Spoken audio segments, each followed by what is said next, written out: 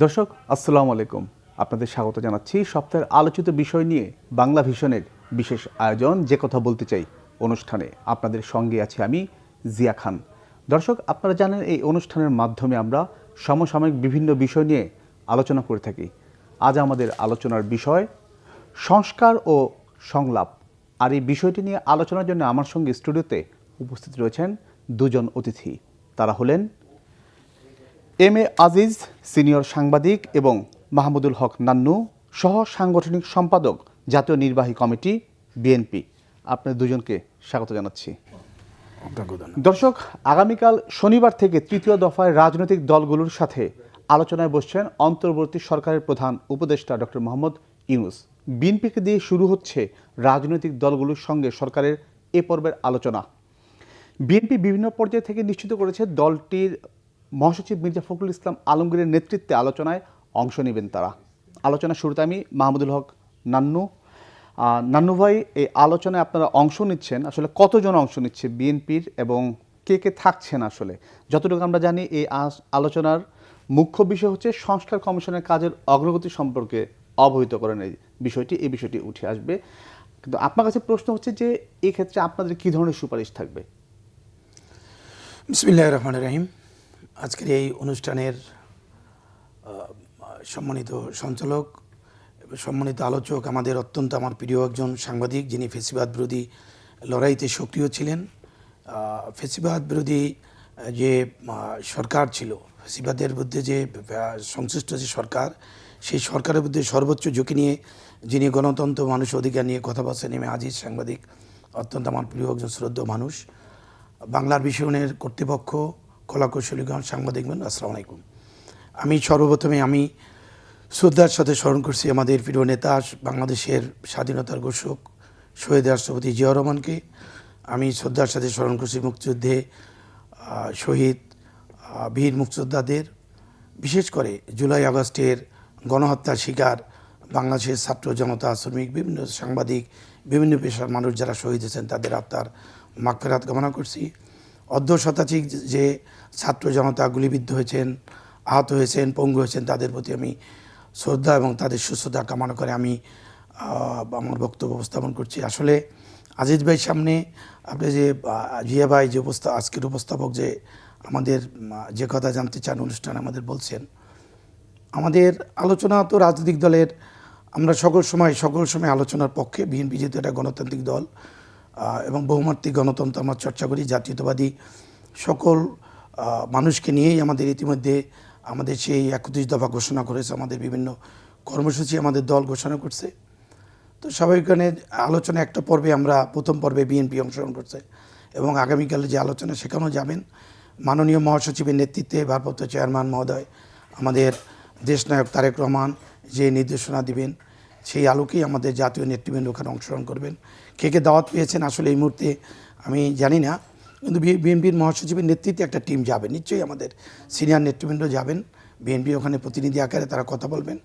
আমরা যা চাই, আমাদের 31 দফায় আপনারা জানেন যে আমরা 1923 সালে 13ই জুলাই আমাদের প্রিয় নেতা শহীদ রাষ্ট্রপতি জিয়াউর রহমানের সুযোগ্য উত্তরসূরি, যিনি ফেসিবাদ বিরোধী আন্দোলন করতে গিয়ে, লড়াই করতে গিয়ে আজকে 17 বছর দেশের বাইরে থেকেও তিনি দেশের পক্ষে, গণতন্ত্রের পক্ষে কথা বলছেন, সার্বক্ষণিক আমাদের নেতাকর্মী দেশের খোঁজখবর রাখছেন। গত জুলাই আগস্ট যে আন্দোলন ছিল, সেই আন্দোলনে তিনি সক্রিয় ভূমিকা রেখেছেন। আমাদের দলের পক্ষ থেকে আমাদের এই তত্ত্বাবধায়ক সরকার আমাদের চিন্তা এবং সাধারণ ছাত্রদের চিন্তার মধ্যে তেমন কোনো পার্থক্য নাই। আমাদের যে চিন্তা সুশাসন, তত্ত্বাবধায়ক সরকারের সুশাসন, দেশের মানুষও সুশাসন চায়। এখন প্রশ্ন হচ্ছে সুশাসনের জন্য রাজনৈতিক দল যা চায় যে সুশাসনের জন্য একটা নির্বাচিত গণতান্ত্রিক সরকার দরকার। বাংলাদেশে যে শিশুটি আপনার 8 সালে জন্মগ্রহণ করছে, স্বাভাবিক করে সে ভোটার, সে এখন পর্যন্ত ভোট দিতে পারে নাই। তো আমরা স্বাভাবিক কারণে এই ভোটের অধিকার প্রতিষ্ঠার জন্য সাংবাদিক থেকে শুরু করে সকল শ্রেণী পেশার মানুষের আপনাদের ভূমিকা আছে। নান্নু ভাই, একটু যদি বলতেন যে এই যে কালকের যে আপনারা আলোচনা অংশ নেবেন, সে আপনাদের সুপারিশগুলো আসলে কি থাকতে পারে, কি আসতে পারে আপনাদের সেই সুপারিশগুলো এটা যদি আগামী দিন যখন আলোচনা শেষ হবে, আসলে আমরা নীতি নির্ধারণী পর্যায়ে আগামী কি আলোচনা হবে এই বিষয়টা কিন্তু আমি এখন আমাদের কেউই বলতে পারবে না, আমরা কেউই বলতে জানার সুযোগ নেই। সম্ভাব্য কি আসতে পারে? সম্ভবত আমরা আপনার একটি যারা গণহত্যায় জড়িত, জুলাই আগস্টে যারা গণহত্যায় জড়িত তাদের বিচার, এই 15-16 বছরে যারা মানুষের ভোটের অধিকার লুণ্ঠন করছে, যারা আর্থিক প্রতিষ্ঠান লুণ্ঠন করছে, যারা মানুষের হেফাজতের শাপলা চত্বর যারা মানুষ হত্যা করছে, আপনার শেয়ার মার্কেট যারা লুটপাট করছে, বিভিন্ন চ্যানেল যারা লুটপাট করছে, আর্থিক প্রতিষ্ঠান যারা দখল করছে, সকলের বিচার এবং একটি ভোটের পরিবেশ তৈরি করে যাতে সকল মানুষ ভোট দিতে পারে, একটা ভোটের অধিকার, যে অধিকার নিয়ে আমরা লড়াই করছি, যে লড়াই করতে গিয়ে আমাদের এই উপমহাদেশে না সারা বিশ্বের একজন সবচেয়ে জনপ্রিয় নেত্রী, দেশনেত্রী বেগম খালেদা জিয়া, তিনি 5 বছর কারাগারে ছিলেন মিথ্যা ষড়যন্ত্রমূলক মামলায়। শুধুমাত্র শেখ হাসিনা তার ক্ষমতা একটি প্রতিবেশী রাষ্ট্রের সহযোগিতায় এই রাষ্ট্রের একটি রাষ্ট্রকে লুটপাট করার জন্য যারা এই লুটপাটের সম্পৃক্ত ছিল, বিশেষ করে আমি, আমাদের দলের ভারপ্রাপ্ত চেয়ারম্যান, আমরা সবাই চাই যে বাংলাদেশের মানুষ যাতে তার ভোটের অধিকার প্রয়োগ করতে পারে। ধন্যবাদ। সেই এই ভোটার পরিবেশটা অধিকার, আমরা- এই ভোটার অধিকার, এটা দিয়ে আমি একটু আজিজ ভাইয়ের কাছে যাচ্ছি। আজিজ ভাই, কালকে যে আলোচনা, সেই আলোচনা অবশ্যই নির্বাচনের বিষয়টি আসা খুবই প্রাসঙ্গিক। এই ক্ষেত্রে আসলে বিএনপির প্রস্তাব কিংবা প্রস্তাবনা কি থাকতে পারে?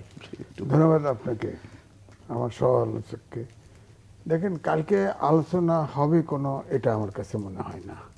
কারণ 9টা দলের সাথে কালকে বৈঠক আছে, সেখানে আধা ঘন্টা পর পর শিডিউল আছে। আধা ঘন্টায় তো আলোচনা হয় না। আমার মনে হয় এই যে সংস্কার কমিশন 6টা করেছে, তাদের অগ্রগতি, কাজের অগ্রগতি সম্পর্কে সম্ভবত ব্রিফ করা হবে। পাশাপাশি এটা আমার আইন অনুমান। শৃঙ্খলার যে বিষয়টা, এবং আইন শৃঙ্খলার বিষয়টা আসবে, প্রশাসনের বিষয়টা আসতে পারে যদি সময় টুকটাক হয়, কিন্তু এটা ডিটেল কোনো আলোচনা হবে না। তবে যদি উপস্থাপন করা হয়, ধরেন স্বাভাবিকভাবেই বিএনপি যে 23 সালে 31 দফা রাষ্ট্র কাঠামো সংস্কারের যে প্রস্তাবনা জাতির সামনে হাজির করেছিল, সেটার থেকেই হয়তো কিছু উপস্থাপন করবে। কিন্তু আমার বক্তব্যটা হচ্ছে ভিন্ন। ধরেন বিএনপি আজকে একটা সাক্ষাৎকার আছে বড় পত্রিকায়, সেখানে কিন্তু মোটামুটি সব বিষয়ে পার্টি তিনি বলার মহাসচিবের যে চেষ্টা করেছেন। সাক্ষাৎকারটা। হ্যাঁ, মহাসচিব। তো সেখানে কিন্তু যেটা বলা হয়েছে যে, আমিও আগেও বলেছি টকশোতে, যে একটা সামনে নির্বাচন, রাজনীতিবিদরা দেশ চালাবে, সুতরাং মিনিমাম যে সংস্কারগুলি হওয়া উচিত, সেই সংস্কারগুলি করে একটা নিরপেক্ষ নির্বাচনের ক্ষেত্র তৈরি করে নির্বাচন দেওয়া উচিত। কিন্তু এখানে অনেকগুলো ঘাটতি আমার কাছে মনে হয়েছে। একটা হচ্ছে যে অন্তর্বর্তীকালীন সরকার এবং রাজনৈতিক দলের মধ্যে একটা দূরত্ব কিন্তু আছে। আবার রাজনৈতিক দল সবাই মিলে, ছাত্র জনতা, রাজনৈতিক দল সবাই মিলে এই গণঅভ্যুত্থান ঘটিয়ে এখন দেখা যায় রাজনৈতিক দলের মধ্যেও কিন্তু একটু ভাষাগত তারতম্য দেখা যাচ্ছে। অর্থাৎ আমি বলবো যে অনৈক্যের সুর দেখা যাচ্ছে। কিন্তু আমরা সাধারণ জনতা চাই, যারা আন্দোলন করলো, যারা আত্মহতি দিল, তারা একটা দেশে, এখন দেশে ধরেন একটা গণতান্ত্রিক দেশ, আইনের শাসন, সুশাসন, বৈষম্যহীন সমাজ গড়ার লক্ষ্যে এরা এটার সমাপ্তি টানা দরকার। সেখানে রাজনৈতিক দলগুলো যেমন ঐক্যবদ্ধ থাকবে, তেমনি এই আন্দোলন সবাই করেছে, ছাত্ররা শেষে এসে অগ্রভাগে যুক্ত হয়েছে।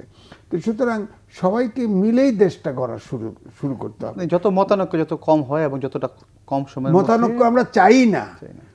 আপনার 15.5 বছর তো বিএনপি কম রক্ত দেয় না, আন্দোলন, গুম খুন, আয়নাঘর সব ঘুরছে।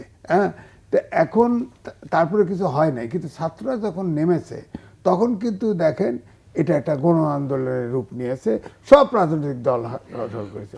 সুতরাং এই ঐক্যটা জরুরি।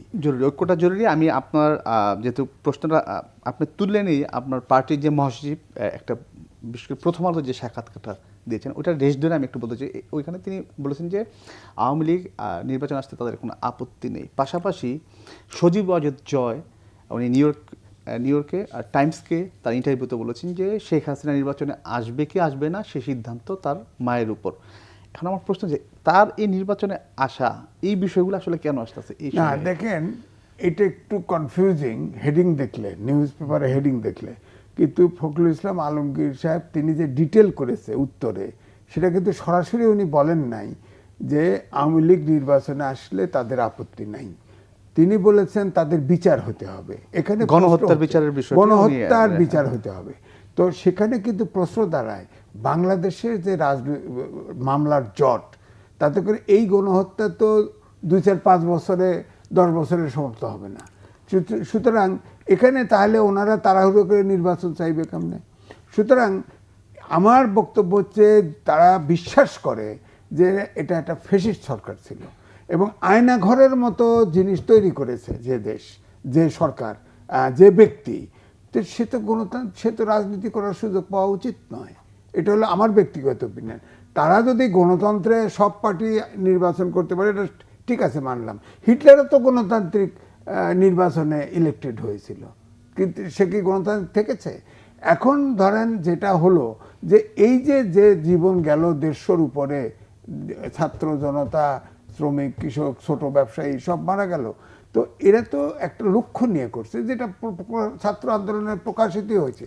আমরা জানি সেই কথাগুলি শুধু একমাত্র ছাত্রদের বক্তব্য নয়, রাজনীতিবিদরাও এসব বক্তব্য কিন্তু তুলে ধরেছে। আর এই বক্তব্যটা কিন্তু নূতন নয়, যতগুলি স্লোগান উঠেছে, যতগুলো দাবি উঠেছে, এটা রাজনীতিতে আছে। আমরা যেটা স্বাধীনতা যুদ্ধ করেছি এটার জন্যই করেছি, কিন্তু বারবার জীবন দিয়েছি, এরশাদের সময় জীবন দিয়েছি, বাকশালের সময় বাকশাল করে গণতন্ত্র হত্যা হয়ে গেল, আবার এখন গণতন্ত্র হত্যা, আর কতবার পরীক্ষা দেব? এখন আপনি বলেন একটা নিরপেক্ষ নির্বাচন, আমরা পড়ছি মহাবিপদে, নিরপেক্ষ নির্বাচন একটা দিয়ে দিল, নির্বাচন নিরপেক্ষ হলো, পার্টির ভিতরে সংস্কার নাই, কেউ তো এ কথা বলে না। এখন পার্টির শেখ হাসিনা একার সকল ক্ষমতার অধিকারী ছিল, হ্যাঁ, বিএনপি তো এক ব্যক্তি সকল ক্ষমতার অধিকারী, জামাত ইসলামের সকল ক্ষমতার অধিকারী, পার্টির তো এইগুলি ক্ষমতায় আসবে নাকি? তো পার্টির ভিতরেও তো ডেমোক্রেটিক এই মূল্যবোধের সংস্কার লাগবে, তো সেই কথা তো কেউ বলছে না। ধন্যবাদ আপনাকে। এই পার্টির যে সংস্কার সেটা জড়িয়ে, আর পাশাপাশি আপনার যে কথা গণহত্যার বিচার, এবং আজকে বিএনপির পক্ষ থেকে কিছুক্ষণ আগে গুলশান থানায় একটি হত্যা চেষ্টা মামলা করা হয়েছে শেখ হাসিনা সহ 113 জনের বিরুদ্ধে, মার্চ ফর ডেমোক্রেসি, সেখানে বাধা দেওয়ার জন্য। নান্নুভাই, আপনার কাছে প্রশ্ন হচ্ছে, এই যে মামলা হচ্ছে, গণহত্যার বিচার, সব কিছু মিলিয়ে আসলে বিএনপি এখন কোন পথে রয়েছে? বিএনপির তো রাষ্ট্রের কাছে, জনগণের কাছে বিএনপির যেহেতু এটা বড় রাজনৈতিক দল, আমাদের দায়বদ্ধতা বেশি থাকার কারণেই আমাদের কাছে মানুষের প্রত্যাশাও বেশি, প্রশ্নও বেশি, অভিযোগও বেশি। আসলে আমাদের আজিজ ভাই যে কথাটা বলছেন, আমাদের দল থেকে বলি, বাংলাদেশে গণতন্ত্র চর্চায় হয়তো আমরা ধরেন 9-এর পর রাজনৈতিক কারণেই আমরা হয়তো আরও 2-3টা কাউন্সিল আমাদের হওয়ার কথা ছিল, আমাদের দলীয় চেয়ারম্যান যেহেতু কারাগারে ছিলেন, আমাদের কাউন্সিল করার মতো, সম্মেলন করা। আপনি মনে করেন আমি বিভাগের দায়িত্ব পালন করি, আমরা একটা কর্মী সভা ইউনিয়ন পর্যায়ে, ওয়ার্ড পর্যায়ে, থানা পর্যায়ে আমরা 1 ঘন্টার জন্য অনুমতি পাই না, কোথাও করতে পারি না। আমি যদি আপনাদের প্রশ্ন করি, মনে করেন দেশে আজিজ ভাই তো সব কিছুই জানেন, সাদেক হোসেন খোকার মতো একজন বীর মুক্তিযোদ্ধা, যাদের হাতে দেশ স্বাধীনতা সম্মুখ যোদ্ধা, তারাও কিন্তু এই দেশ থেকে সরকারের নির্যাতনে পালাইয়া তাদের বিদেশে তাদের মৃত্যুবরণ করতে হয়েছে, তারা এই দেশে আসতে পারেনি। তো মনে করেন কি পরিমাণ নিষ্ঠুর একটা স্বৈরশাসক। দীর্ঘদিন যদি আপনার এখানে যদি আমি 15 দিন ময়লা পরিষ্কার না করেন, আপনি এই রুমটা কিন্তু অপরিষ্কার হয়ে যাবে। ইচ্ছে করলে আপনি একদিনই আবার 1 ঘন্টায় পরিষ্কার করতে পারবেন না। তো এখন 1 ঘন্টায় পরিষ্কার করতে পারবেন না, এই জন্য স্টুডিও তো বন্ধ থাকবে না, স্টুডিও চালাইতে হবে, ময়লা পরিষ্কার করতে হবে। এই জন্য আমরা মনে করি এই সরকারের এখন প্রধান কাজ হচ্ছে মানুষের যে, এবং তত্ত্বাবধায়ক সরকারের যিনি উপদেষ্টা, প্রধান উপদেষ্টা, উনি একজন সারা পৃথিবীর মধ্যে একজন মেধাবী, সুচক্ষণ একজন ব্যক্তিত্ব, যার ইমেজ আছে এবং তার দায়বদ্ধতাও আছে গণতন্ত্রের জন্য। তার প্রধান কাজটাই হচ্ছে বাংলাদেশের, তার তো অনেকগুলা কাজ, যেমন এই মামলাগুলা বিচারের একটা জায়গায়, যেমন নির্বাচন কমিশন, শেখ হাসিনা তো নিজে যায় নাই, জিনের মতো, জিন আপনার যার গ্রামে বাড়ি বুঝবেন, জিনে যদি কাউকে পায় আর যদি বলে জিন তোমার চলে যেতে হবে, বোঝা যখন বলে, তো আমি যাব না বলে, তো আমি যাব, তো একটা ডাল ভেঙে যাও, তাহলে সাক্ষী। শেখ হাসিনা তো বাংলাদেশ সব প্রতিষ্ঠান শেষ করে দিয়েছে, আপনি আর্থিক প্রতিষ্ঠান, নির্বাচন কমিশন, বিচার ব্যবস্থা, বিশ্ববিদ্যালয়, চিকিৎসা ব্যবস্থা, সাংবাদিক, সকল সেক্টর, অর্থাৎ ভিক্ষুক থেকে শুরু করে একেবারে বঙ্গভবন, সব জায়গায় শেখ হাসিনা, এই ফেসিবাদী যে খুনি হাসিনা, খুনি একটা রাষ্ট্রকে শেষ করে দিয়েছে। এই রাষ্ট্রকে যদি আপনার বিনির্মাণ করতে হয়, এখানে রাজনৈতিক দলের, আজিজ ভাই যে কথাটা বলছেন, রাজনৈতিক দলের সম্পৃক্ত ছাড়া, বিশেষ করে যারা খুনের সাথে জড়িত, আমাদের মাননীয় মহাসচিব, ভারপ্রাপ্ত চেয়ারম্যান এবং দেশনেত্রী যা বলছেন যে আমরা ক্ষমা করব, কাকে ক্ষমা করব? যারা আওয়ামী লীগে ভোট দিয়েছে তাদেরকে ক্ষমা করা যায়, কিন্তু যারা খুনের সাথে জড়িত, যারা গণহত্যা করছে, যারা গণহত্যা নির্দেশ দিয়েছে, যারা আর্থিক প্রতিষ্ঠান লুট করছে, তাদের ক্ষমা করার তো অধিকার আমার নাই। না, তাদের বিচার হোক, এটা আমরা সবাই বিচার চাই। নানু হোক। ভাই, আমি আসবো এবং আপনার কাছে। আমরা মানুষের ভোটের অধিকার যত দ্রুত সম্ভব আপনার সকল প্রতিষ্ঠানের সংস্কার করে রাজনৈতিক দলের মতামতের ভিত্তিতে, যাতে করে তত্ত্বাবধায়ক সরকার, রাজনৈতিক দল, ছাত্র এদের মধ্যে দেশপ্রেমিক যারা ফ্যাসিবাদ বিরোধী গ্রুপের সাথে যাতে কোনো রকম দ্বন্দ্ব সৃষ্টি না হয়। ধন্যবাদ, আমাদের এই ধন্যবাদ প্রত্যাশা। মাহমুদুল হক নান্নু। মাহবুবুল হক আজিজ নান্নু। ভাই, মাহবুবুল হক এখানে অনেক সেনাপ্রধান কিছুদিন আগে একটা বক্তব্য দিয়েছেন যে 18 মাস পর নির্বাচন। আরেকটি ইন্টারভিউতে তিনি বলেছেন যে সংস্কারের 18 মাস পর নির্বাচন। তবে প্রধান উপদেষ্টা যে প্রেস সেক্রেটারি, উনি আবার সেটি করেছেন যে না, সংস্কারের পর, কিন্তু সময়টা উনি উল্লেখ করেনি। আমার প্রশ্ন হচ্ছে আপনার কাছে, এই যে তৃতীয় দফায় রাজনৈতিক দলগুলোর সাথে আবার আলোচনা শুরু হচ্ছে, এই ক্ষেত্রে এই বিষয়টা ক্লিয়ার হওয়ার আসলে কতটা দরকার? এটা উচিত উচিত। আর সেনাপ্রধান যে 18 মাস সময় দিয়েছে, সেটা কিন্তু তিনি কিন্তু রাইটম্যান নন। তিনি এটা বলেছেন, আমি বলছি যে তিনি না বললেই ভালো করতেন। প্রধান উপদেষ্টা যেটা বলেছে আমরা সেটা বিবেচনায় নেব। তিনি কিন্তু বলেছেন যে নির্বাচনের তারিখ আমরা দেব, এটাই বলছে। হ্যাঁ, he is the right man, তাকেই দিতে হবে। কিন্তু প্রথম দেখেন, মানুষের কিন্তু আস্থাটা বড়, আস্থার সংকট হলে সমস্যা। প্রথমে কমিশন করলেন, কমিশনে বলা হলো 1 মাস পরে কমিশনে রিপোর্ট দিবে, তারপরে আর 1 মাসে আপনার রাজনৈতিক দলগুলোর সাথে এটা চূড়ান্ত করা হবে। তারপরে স্বাভাবিকভাবে একটা কমন সেন্স দাঁড়িয়েছিল যে এর হয়তো 90 দিনের নোটিশে একটা নির্বাচন হতে পারে, এই যদি হিসাব করেন। তো এ পর্যন্ত তারা তো অন্তর্বর্তীকালীন সরকারের পক্ষ থেকে কিন্তু কোনো ইনডাইরেক্টলি তারিখ দেওয়া হচ্ছে না, বলা হচ্ছে এখন যেটা আসছে যে সংস্কারের পরে। আমার বক্তব্য হচ্ছে 53 বছরের সমাজের অনেক সূচকে এগিয়েছে, কিন্তু আপনার রাজনৈতিক সূচকে পিছিয়েছে। হ্যাঁ, এই যে বিএনপির নেতা বললেন না, সব কিছু 15 বছরে ধ্বংস করে দিয়ে গেছে, 15.5 বছরে, এটা সত্য। এবং 53 বছরে মানুষের মনোজগতে যে পরিবর্তন হয়েছে সেটা মেরামত করতে হবে না? সেখানেও তো সংস্কার। এই জন্যে এর পরে যে সরকারটা আসবে, সেই সরকারটা অবশ্যই গণতন্ত্র এবং আইনের শাসন, সুশাসন এবং বৈষম্যহীন সমাজ গড়ার ব্যাপারে অবিচল এবং নিষ্ঠাবান থাকতে হবে। সেই বিশ্বাসটাও তো আমাদের থাকতে হবে। এখন যে দলগুলি আছে, বড় দলগুলি আছে, দেখেন হোসেন মোহাম্মদ এরশাদের পতনের আগে 3 জোটের রূপরেখা করেছিল, সেখানে অঙ্গীকার করেছিল, স্বাক্ষর করেছিল, সেটা আমি লিখেছিও। আপনি দেখেন তো কোনো দল কি সেটা বাস্তবায়ন করেছে? এখন যে রাজনৈতিক দলগুলো অঙ্গীকার করছে, যে দলের ভিতরে গণতন্ত্র নাই, সেই দলগুলো যদি রাষ্ট্র ক্ষমতায় যায়, আবার যে তাদের প্রতিশ্রুতি রাখবে, এমন কোনো নিশ্চয়তা আছে? আমরা তো নিশ্চয়তা চাই, কারণ বারবার তো জীবন দিতে রাজি না। রাজনৈতিক দলগুলি এই কমিটমেন্ট এটা একটু এনশোর করতে হবে, তাদেরকে পাবলিক কমিটমেন্ট দিতে হবে এবং সেটা রক্ষা করতে হবে। আগে রাখে নাই, এটা কিন্তু আমরা জানি। আবার দেখেন, এই যে তত্ত্বাবধায়ক সরকার ছিল, আইন বদলাইছে, সেটাও আমি লিখেছি। অন্যায়ভাবে তত্ত্বাবধায়ক সরকার কিন্তু বাতিল করে দেওয়া হয়েছে। ওই চিফ অ্যাডভাইজার সাহেব, এই প্রধান বিচারপতি খায়রুল হক সাহেব, তিনি দেখেন শর্ট জাজমেন্টে একটা, আবার তার ডিটেল জাজমেন্টে আর একটা দিয়ে দিল। সুতরাং এবং ওই 15.5 বছর 15 বছর যে ছিল, 15 বছর তাকে আপনার এই ইয়েতে রাখা হয়েছে, আইন কমিশনের চেয়ারম্যান করে রাখা হয়েছে। তার বিচারটা তো আগে হওয়া উচিত। যত খুন স্বৈরশাসন সৃষ্টির তার এই রায় হয়েছে, সে তো অপরাধী, তাকে এখনো তাকে জিজ্ঞাসা করা হয় না কেন তুমি আইন বদলাইছো কেন? ছুটি দেয়, তার রিটায়ারমেন্টের 16 মাস পরে সে রায় দিছে। রায় দিয়ে যে 2 বার তত্ত্বাবধায়ক সরকারের অধীনে নির্বাচন হওয়ার কথা ছিল, সেটাকে সে ডিলিট করে দিয়েছে। সুতরাং সে এই দেশকে এই অনাচার এবং বিপথে ঠেলে দেওয়ার জন্য সে দায়ী, তাকে তো এখনো বিচার করা হচ্ছে না। তারপরে ধরেন এই যে অন্তর্বর্তীকালীন সরকার আছে, আপনি বলেন তো দেখি, যারা আওয়ামী লীগ সংগঠক যারা, একটা লোকে গ্রেপ্তার হয়েছে বলেন? একটা লোক না। আবার ধরেন শেখ হাসিনার ফ্যামিলির একটা লোক গ্রেপ্তার হয়েছে, হয় নাই। তো করতেছেটা কি আমি তো বুঝতেছি না। 1-11 মতো সম্ভাব্য একটি বিরাজনীতিকরণের উদ্যোগের কথা এক ইন্টারভিউতে বলেছেন বিএনপি মহাসচিব মির্জা ফখরুল ইসলাম আলমগীর। এক্ষেত্রে রাজনৈতিক দলগুলোকে সতর্ক থাকতে এবং দলীয় নেতাকর্মীদের একতাবদ্ধ থাকার আহ্বান জানিয়েছেন। আমার প্রশ্ন হচ্ছে, বিএনপির কিসের শঙ্কা, আসলে উনি কিসের শঙ্কার কথা বলতে চাচ্ছেন? শঙ্কা তো থাকতেই পারে, শঙ্কা মুক্ত নয় দেশ, আমরা কেউই শঙ্কা মুক্ত নয়।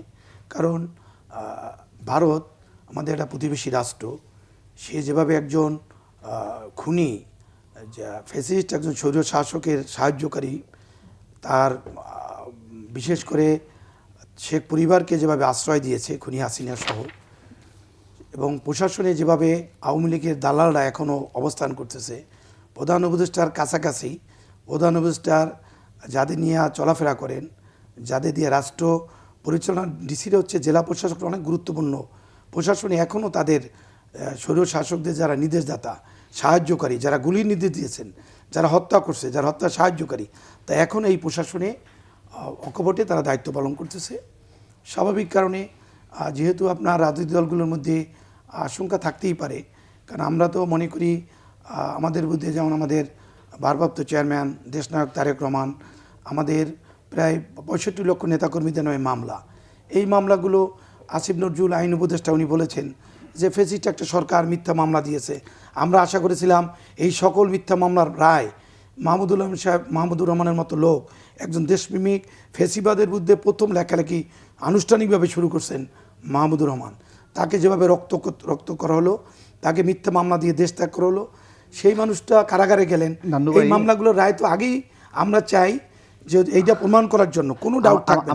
আমার প্রশ্নটা প্রশাসনে আমি বলি ভাই, আপনি একটা যে আপনাদের যে সাবজেক্ট, যে কথা বলতে চাই, আমরা বলতে চাই এই ফ্যাসিস্ট খুনি হাসিনাকে যারা সাহায্য করছে, সেটা তো আপনারা বলবেন, তাদের সকলকে প্রশাসন থেকে মুক্ত করে একটি গণতান্ত্রিক জাতীয়তাবাদী প্রশাসন তৈরি করে অনতিবিলম্বে নির্বাচনে একটা রোডম্যাপ দিতে হবে। বিরাজনীতিকরণের এই সংখ্যাটা কেন আসতেছে আসলে? বিএনপি আসতেই পারে, যদি আমরা দেখি আপনার প্রশাসনে যদি এখনও ফেসিবাদী সেই লোকজন থাকে। আজিজ ভাই বলতেছিল যে আওয়ামী লীগের চিহ্নিত কোনো রাজনৈতিক পলিটিক্যাল প্রভাবশালী কোনো লোক গ্রেপ্তার হয় নাই। শেখ পরিবার যারা পুরো রাষ্ট্রকে লুটপাট করলো, তারা কেউ গ্রেপ্তার হয় নাই। শেখ হাসিনা, আমার কাছে তো অবাক লাগে, সে এত মানুষ হত্যা করে কিভাবে সরকারি পৃষ্ঠপোষকতা আবার দেশ থেকে পালিয়ে যায়। ধন্যবাদ আপনাকে। বঙ্গভবনের রাষ্ট্রপতি আমি এটা দিয়ে আজিজ ভাই, আপনি যেহেতু বিষয়টা এর আগে বিরতির আগে তুলেছেন যে গ্রেফতারের বিষয়টি, একটা বিষয় যে সাবেক স্বরাষ্ট্রমন্ত্রী আসাদুজ্জামান খান, তার একটি ছবি সামাজিক যোগাযোগ মাধ্যমে ভাইরাল হচ্ছে, সে কলকাতায় অবস্থান করছে বলে খবর ছড়িয়েছে। এই বিষয়ে এক গোয়েন্দা সংস্থার প্রধান তিনি বলেছেন যে তিনি ইমিগ্রেশন ক্রস করেন, ইমিগ্রেশন দেশে যায়নি।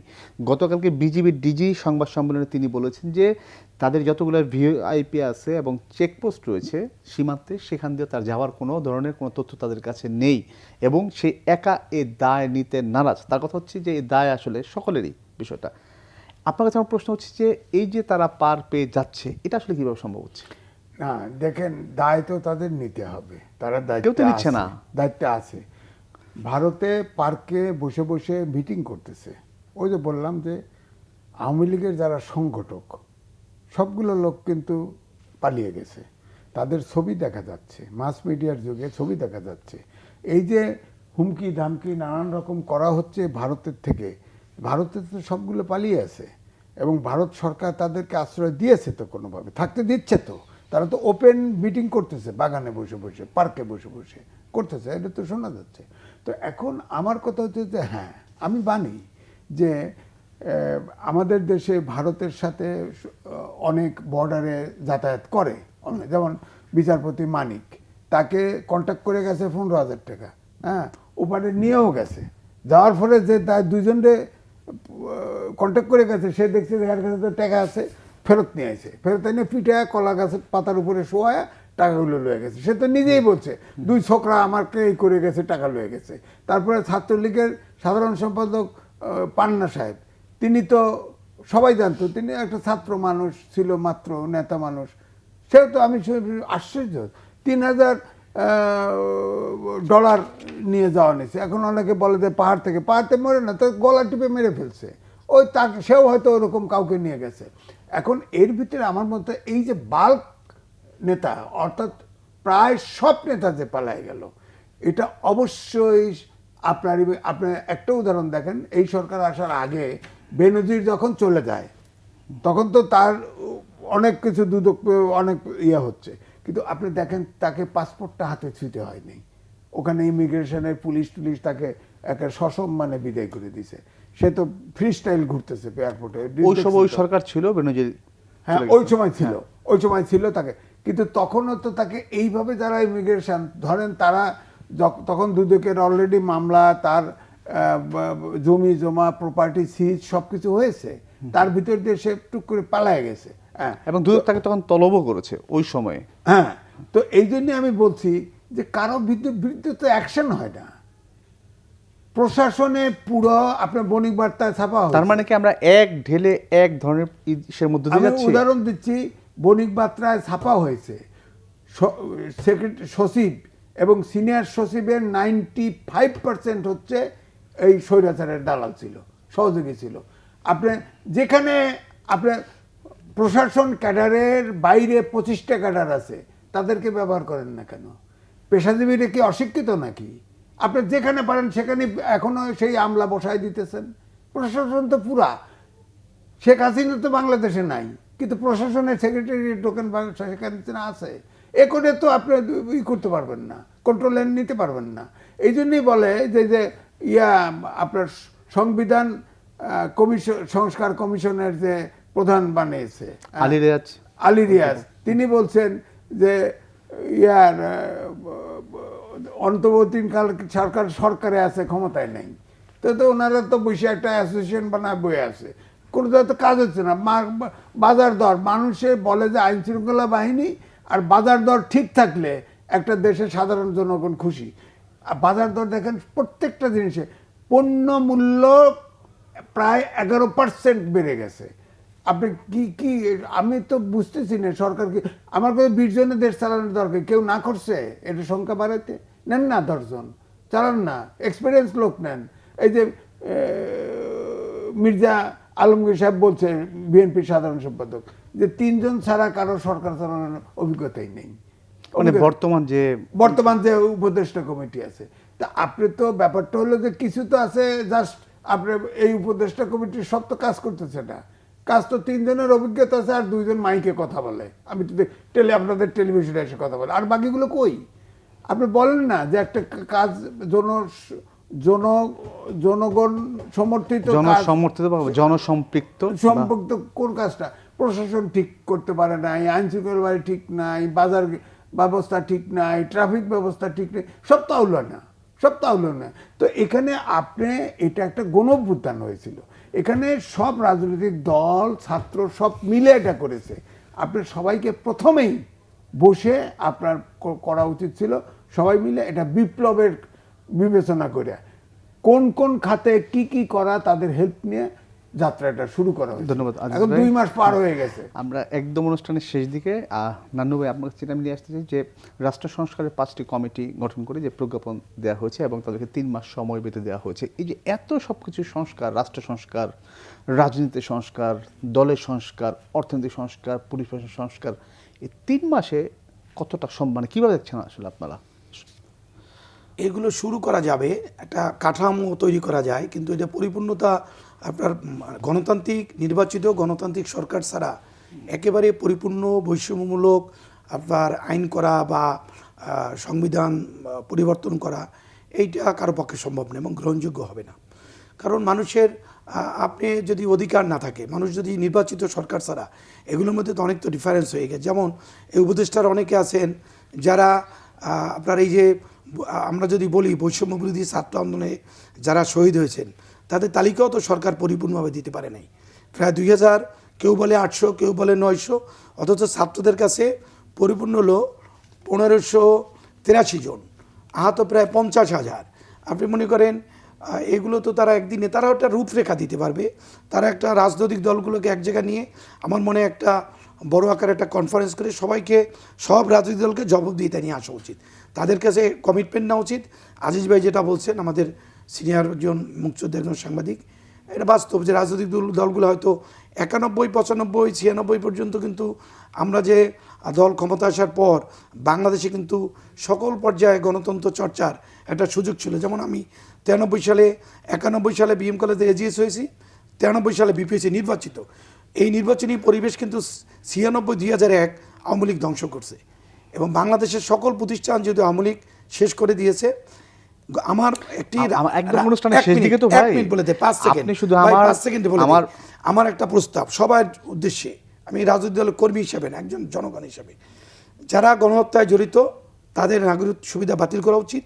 এইটা পারলে তত্ত্বাবধায়ক সরকার করুক, তাহলে বুঝবো যে তারা অন্তর্বর্তী সরকার, হ্যাঁ অন্তর্বর্তী সরকার করুক, যে যারা গণহত্যা অভিযোগে অভিযুক্ত, যাদের নামে মামলা হয়েছে, এটা নির্দিষ্ট, এখানে রাষ্ট্রপতি যদি আসামি হয়, প্রধানমন্ত্রী, আসামি করা সবার নাগরিকত্ব বাতিল করতে হবে। আমরা একদম নাগরিকত্ব বাতিল করে এই যে একেবারে শেষ দিকে নানু ভাই, একেবারে শেষ দিকে আমরা আমি আজিজ ভাইয়ের কাছে যাব। আজিজ ভাই, আমি একটু অন্য বিষয়, সেটা হচ্ছে সাইবার সিকিউরিটি অ্যাক্ট বাতিলের বিষয়ে আইনমন্ত্রী কথা বলেছেন যে এটা বাতিল হচ্ছে এবং নতুন আইন করা হবে। আপনার প্রশ্ন হচ্ছে যে এই গভর্নমেন্ট মানে অন্তর্বর্তী সরকার সে আইন বাতিল কিংবা নতুন আইন করার ক্ষেত্রে আসলে কতটা? না দেখেন, এখন যেহেতু সময় নাই আমি নাম বলছি না, অনেকগুলো আইন আছে, ব্ল্যাক ল আমরা যেটা বলি, সাইবার সিকিউরিটি অ্যাক্টের বিরুদ্ধে আমরা সাংবাদিকরা, কিন্তু একটা আইন সুমোটো পুরোটা বাতিল করে দেবেন কেন? সারা বিশ্বে এখন সাইবার ক্রাইম হয়, আইন তো লাগবে। নতুন আইন করতে হলে এ রাজি হবে, ও রাজি হবে না, নানান বিরোধ। এই আইনটা সংস্কার করেন না, এই আইনটা সংস্কার করে যেসব জায়গায় আপনার আর যারা বাদী হবে এই সাইবার সিকিউরিটি অ্যাক্টে, ধরেন আপনার বিরুদ্ধে আমি মামলা করলাম, এটা যদি ভুয়া মামলা করি তাহলে আমার শাস্তি হওয়া উচিত। এই ক্লজটা রাখলেই কিন্তু অনেকে নিরাপদ হয়ে যায়। ধন্যবাদ আজিজ ভাই। ব্ল্যাক লই সুমোটো বাতিল করার পক্ষে আমি না। ধন্যবাদ আজিজ ভাই এবং মাহবুল হক নান্নু ভাই, আপনার দুজনকে বাংলাদেশে আসার জন্য অনেক ধন্যবাদ। দর্শক, যে কথা বলতে চাই আজ এ পর্যন্ত, আবার দেখা হবে আগামীকাল একই সময়। সবাই ভালো থাকুন, সুস্থ থাকুন।